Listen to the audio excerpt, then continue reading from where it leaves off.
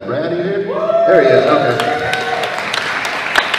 Now, one thing you did that no one of these other gentlemen were able to do is kill Jamie Lee Curtis, kill Loree Stewart. Yeah, A, what the hell?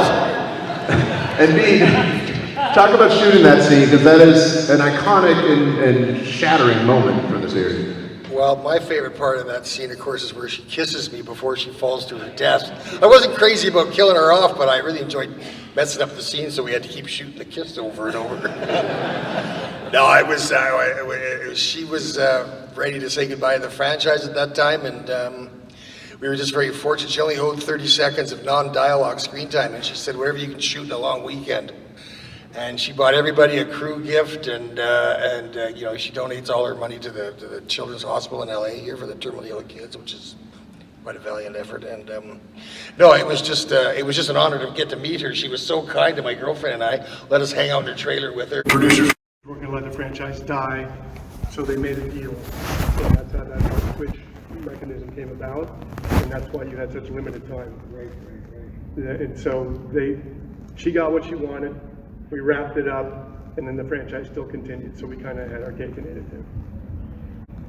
Then talk about the other moment that always gets the crowd, which is one, definitely, I assume must be you, the one-handed ceiling and drop. So that moment, which became an iconic moment, was not pre-planned. We were actually shooting all the lead-ups, and then Steve was sitting there going, how are we going to come about? You're going to come from around the corner?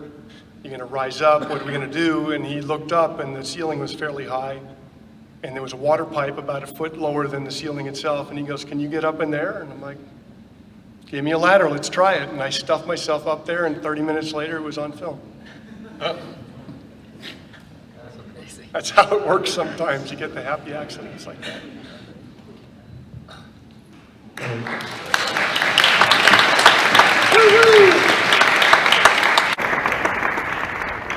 And Michael Lerner, there he is. All right, Michael Lerner, everyone.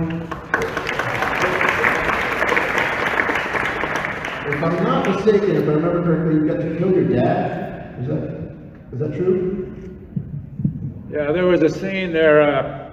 He played the orderly, and I chased him down the hall, chasing after Paul Rudd, and they closed the gate on him, and I got to push his head through the bars, and then the whole bars all. And initially we did that, and I used a piece of meat that went through. You won't see on the movie, but there was actually a piece of meat that fell with chunks. And I guess it was a little too gross to use on the movie. But one of the fun parts was working with my dad over the years. He was a stunt man too. Was many times I got to kick his ass, and many times I got to kick his ass on a lot of different shows. So the payback was a bitch, and when he was underneath the bar, the purposely stepped on, and that kept going. Did you guys keep like a tally? No, did you guys keep like a tally? Who more? Did you guys do that one? I think I killed him more than he killed me over the years. A hero for every adolescent young man watching.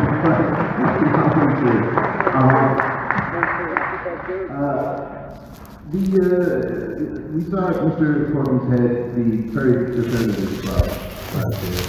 It wasn't the paramedic this time. They had the mask on, had to feel peace, let Loree keep the mask for some reason. That was your head, good day. But Michael will be back. I think we can all agree there's currently a bidding war against the series. So, for each and every one of you, not that we want, I mean, we would love to have all of you back, of course, but assuming that some newer stuntman or actor to take over the role, what's some advice you would give him or her? Or not? I didn't hear what you said. Advice for another Michael. If there's another Michael, if they keep the series going. Advice for anyone taking the Keep your mouth shut. If they come to you for the role, just tell them you're not available, and you can give them my phone number. Clever. That's it. Only two pieces of advice on that. That's fine. I am gonna turn it over to you guys for a few questions. We don't have another panel at once, so it can't go too long. But if you guys have a few questions, oh, I think you guys are ready. Yes, sir. This is for, I wouldn't say Airon Armstrong. Do you feel like you made it the next Michael? How 18 years old?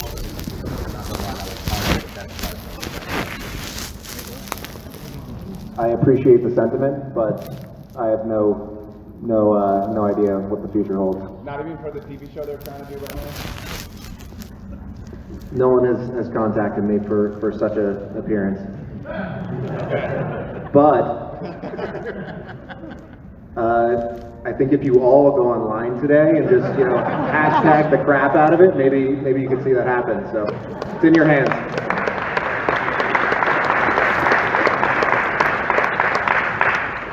Thank you, though. First off, thank all of you guys for being here. Really appreciate it. If you don't have an answer, that's fine, but I am very curious to know from each one of you what your personal favorite kill is from your movie. If you have it. I had one that didn't show up until just a couple of years ago where I killed Dr. Death.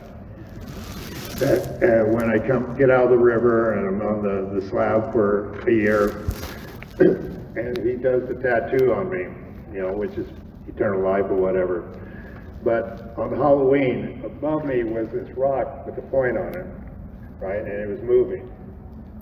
And when I come back to life, the rock stopped. And he comes over to me, I grab him by the throat, pick him up, break his back, throw him on the altar, and I put the rock through his chest. That was kind of a favorite. They just now put it back in, I've heard. I haven't seen it. Don't show that thing in front of me. Everybody knows what my favorite scene was, right? The hot tub scene. No, not me. I never saw those. I never saw she had her back to me all the time. I mean, the whole time. And when I finally got to see the film, I was, oh my God, those are beautiful. They were.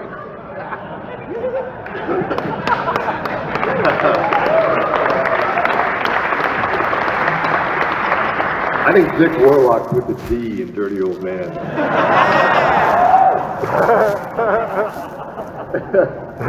I actually have, as far as kills go, there's kind of two for me, because in 2018, there's the window kill. And if I were going to kill somebody, that's exactly the way I'd do it. Quietly, efficiently, get in, get out, get it done, and just make her pay a little bit along the way. But the Cameron kill, the snapping of the neck on the stairs, that was so gratifying. That little son of a bitch deserved it. And so that's my story, and I'm sticking to it. I'd have to say that I got two also. The nurse kill in H2, but also Big Joe Grizzly. Well, I think it was rather unusual, but to be able to kill somebody with a shotgun, impaling him in the door, that was significant. I think for me was the Cory Cunningham's mother kill. That was that was on the extended release, and there's a much longer version of that. And I got to throw our double through a cabinet full of porcelain knickknacks and stand over her body as she pled for her son not to know what just happened, and little did she know that it was her son who did it. That was a super intense and beautiful scene, the way that our DP shot it with David. Michael's a genius, and him and David just got in there and made it so artistic. So I think that's on the extras. I love that kill so much, but there's even a more extended, more beautiful version of that as well that I would love to see one day.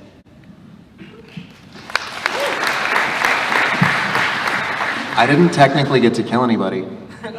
I don't know if you guys are aware of that, but I appreciate you allowing me to sit here with you even though I haven't killed anybody. But designing the kills on kills, I was going to say the same thing. The Cameron death, that whole sequence is so, I enjoyed doing that with you, Jim, and it's so emotionally impactful because you have Allison there witnessing every moment of the gruesome nature of it, so it magnifies the power of the whole thing. So I would say the Cameron kill as well.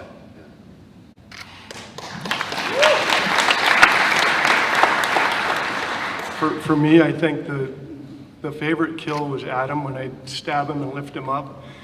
And it's probably not for the reasons you would think, although it was a nice scene with him twitching in the air. Really, the scene had nothing to do with him. And that's why I liked it. He was an incidental kill.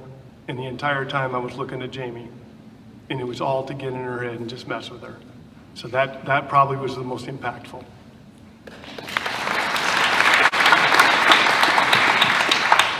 Well, we talked about the Loree Strode death, but I have to say that one, of course, because it's so unique. And but if I had to pick a second one, I would tell you that the chopping of Katie Sackhoff's head at the top of the stairs, and I just thought it looked so realistic. You know, when I watched the film, it just kind of freaked me out. Plus, I love Katie, and but that, I would say that'd be my favorite kill. My personal favorite was impaling the father in the basement and into the electrical box and his head exploding. And then my second one was in the barn, impaling her on the farm machine. If you remember that, there's actually a scene where I put my hands up. It was almost like a moment of compassion, and then I pushed her onto the machine and then turned it on. Shoot her up. I didn't do any kills. James did all that brilliant work. So. Doug, I'm sorry, I missed you before, and I'm sorry, I apologize. I did want to ask about, one of your earliest, if not your first, was stunts on Freddy vs. Jason, correct? Yes. So what was it like to come back all these years later and do another Masked Man? You did about Jason, right? I did the ending. I ended the movie as Jason and Freddy vs. Jason. I was a huge Halloween fan and huge Freddy Krueger fan, so working with Robert Englund was pretty unbelievable for me as a young guy. And there was a movie in 2015, Halloween Returns, that I was up for, and it never got made. So the fact that Airon called me to double James was pretty thrilling to finally put that mask on, even if it was only for one quick moment. But it was great watching James on set, because I feel like he really took the character up to a whole nother level, and watching him work was pretty amazing. It was incredible. I've got to say, Doug saved my ass twice, all right?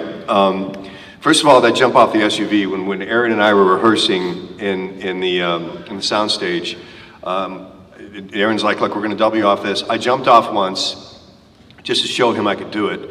And I also in my head went, yeah, I'm not doing this, you know. So Doug, because Doug, this is what a good stunt double does, is they're there for the moments when you really need somebody to take the bruise or the hit or the broken bone or the concussion.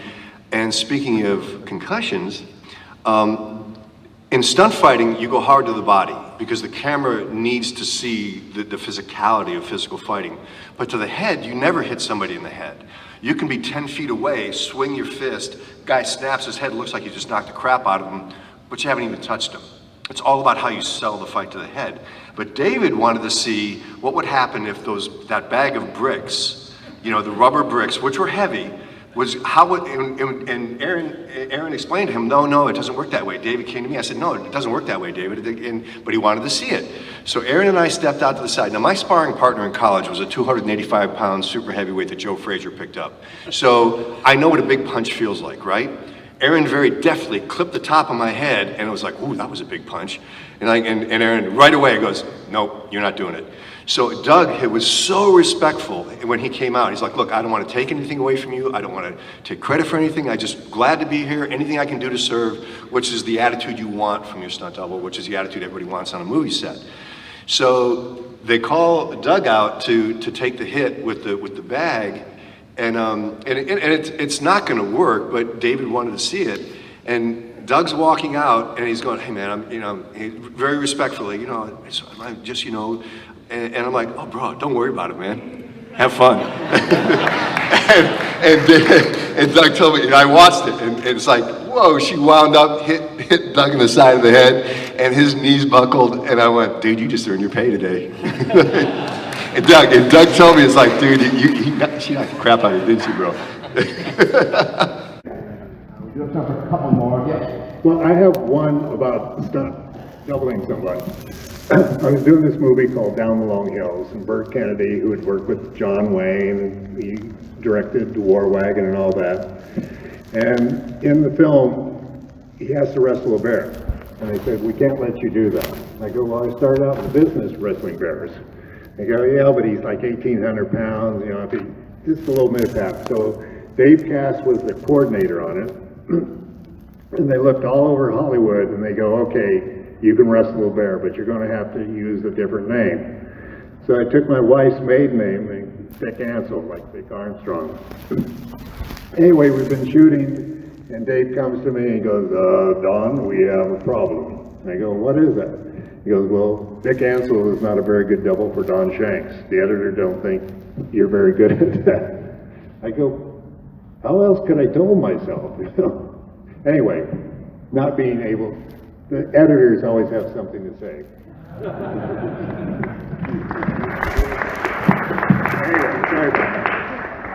Mr. Lerner, I was wondering, in a scene where you're chasing your dad down the hallway and killing him in the gate, it looks like you're running there. Was that your choice or the director's choice? And what's the story behind I don't remember. Oh. Honestly, I don't remember. Of course, I can date a girl 6 weeks and forget her name too. And she's here. Hi, thank you for being here. I wonder how's the acting process of you becoming the character once that you put the mask and the camera starts rolling, and if you brought like some things in your acting that you added up to the character while filming? Who's that for? If anyone, yeah. I'll find out after you. Well, for me, and I think every one of us works differently. I mean, you know, acting like music, like there are processes we all share, and then there are processes that are very unique. There was a great old character actor named Ted Knight, who back in the 80s gave me an incredible gift. He recognized that I was an actor for some reason, and he said, look, I'm gonna give you, he told me, I'm gonna give you a gift. He said, if you want to be a good actor, learn how to emulate. Emulate the bartender, emulate your mother, emulate the guy walking down the street. But don't pay attention to the way their hand moves or try to imitate their voice. He said, reach inside their soul, and if you can reach inside their soul and grasp them, you will naturally move the way they move. You will naturally speak the way they speak.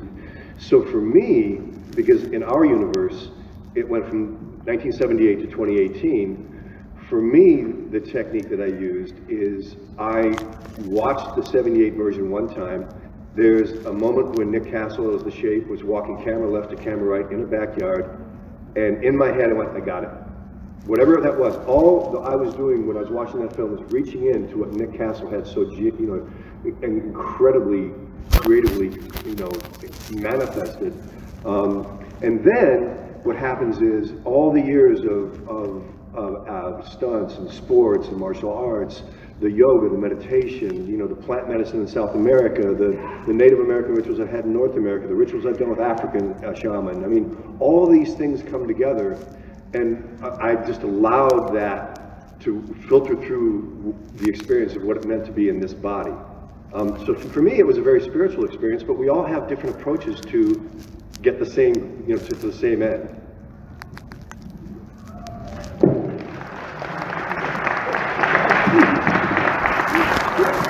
I never heard the question, but from what he was saying is how you get under that character. Yes. Yeah. Again, it's Deborah giving me that video. Well, when I watched it, and I remember the closet scene with the hanger in his eye, right? That kind of thing. And he fell down. And then they cut to the doorway with Loree and that little boy. And in the background, Nick raised up and turned his head slightly like that. And I thought, that for me was mechanical. That was very mechanical, because I didn't get a lot out of his walk and that kind of stuff from the video I saw. There was no of that mechanical stalking kind of thing.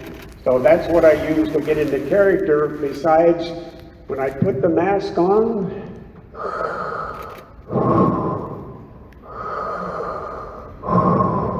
That's what I did.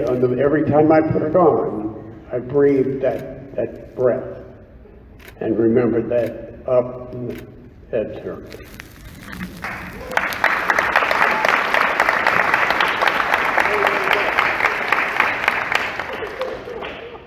Well, when we were shooting the film, I'd get made up in the makeup trailer and I'd walk the set. I'd put the mask on.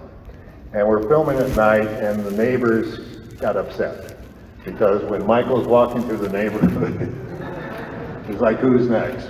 But there is something when you put that mask on, because it's almost like being in a chamber, because you're away from everybody. All you can hear is your own breathing and what's going on, but I mean, it's, you know, you're kind of in there on your own.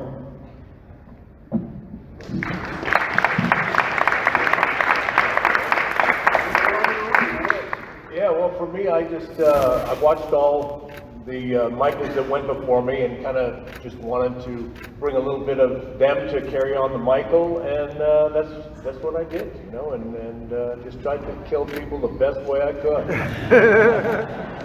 You're like that.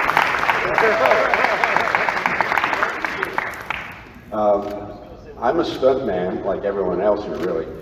And I've been a stuntman for a good 10 years. I've done the Friday the 13th double with Jason, and when I was asked to do that too, as a stuntman, your experience is to double somebody. You see your actor you're supposed to double, you try to mimic what he's doing, and you catch on to what these things are, and then you do the action, and you do the action as if you were him. Now that's what a stuntman does. And I'd had experience enough that, okay, you're going to do this maniac killer who stalks people and kills people. And I have an idea what that is, and I'm doubling somebody. And that's kind of the way I approach it. And I think it worked for me. If it worked for you, then I'm happy.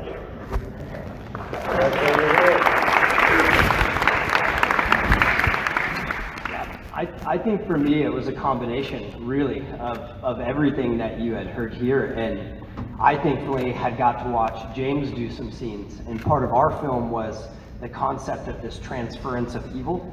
And so, you know, Rowan's character, Cory Cunningham, he was a young man who had been put down by society and wrongfully accused of some things and kind of ostracized.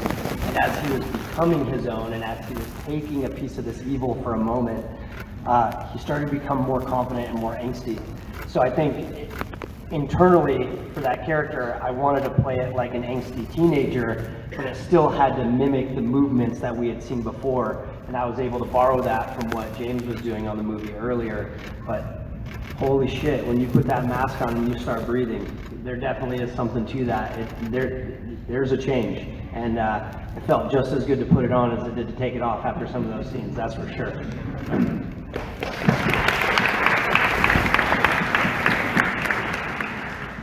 For me, it's just all about tacos. I imagine a really delicious taco and the rest is easy.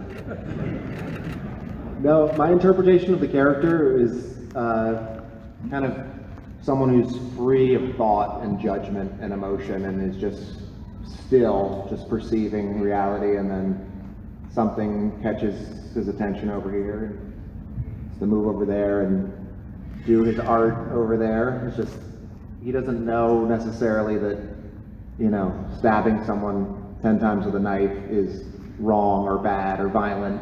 It's just his art form. So, but he doesn't really care one way or the other. So it's just a sense perception and a clear action. So tried to be as still as possible and just have one action at a time. And of course, inspired by everyone who came before me and looking at the aesthetic of that and some of the natural movement of that. And then like Jim talks about, like moving from the Dantian or the Hara, the lower center. And because our trilogy stemmed from after the original film, I looked at Nick and Dick and tried to kind of do a little amalgamation of that, and then also looking at Jim as where the character is ending up, and then tried to create a little bit of a bridge between them. Mine's a little bit of the George P. Weber approach. Why do I care what happened before? And it's not my fault. When I was in the production meeting, they were talking amongst themselves and saying, we're not going to watch it before. What came before? Why should I watch it? So I did. So I had to kind of discover on my own the pacing of this character that you need in the scene. So my comment in this is relentless. And I landed on, you guys probably heard this, I landed on like a big cat. If you've ever seen a tiger lock eyes on prey, it's right. They're supposed to jiggle the door, go to the next one, and go in. They're going to cue me, I crack the door open, you see Michael's in there.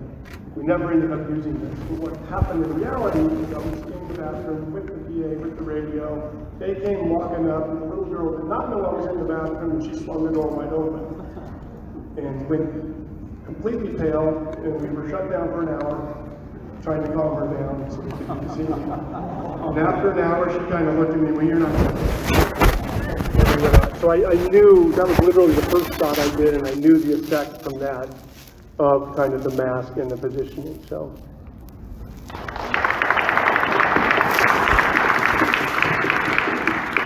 I essentially watched all the Halloweens and then went back to the first two because I think Nick and Dick they're my Michael Myers. When I think of Michael Myers, that's who I think of. I thought the sequel was as good a sequel as I'd ever seen. If it had been the first movie, it would have been just as popular as the original. I just studied Nick and Dick's movements. I wanted to ape and emulate them as closely as possible because I just found them to be so creepy. You know, I mean, the guy's just so purposeful and methodical, slow and certain, but you know, eventually he's going to catch you and kill you.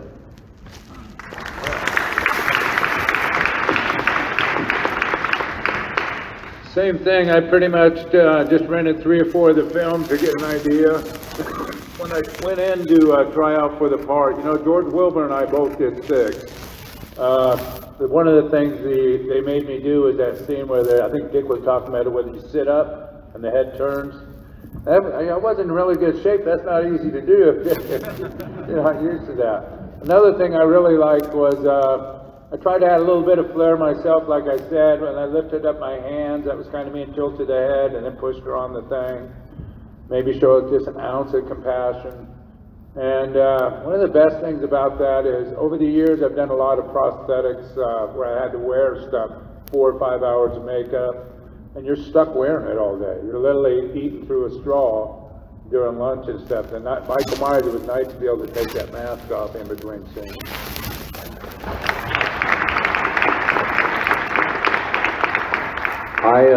The first horror movie I saw was Halloween 2, and I watched that over and over and over and really loved what Dick did. Like he said, it was that mechanical movement. So I was already a fan to the point when I got the call to double James. And when I was on set, and I saw 2018, I thought he was awesome in it. But I was on set just watching him do what he did, and I tried to, you know, I don't want to say mimic, but, you know, just get that sense of what he did and incorporate it in the little that I did.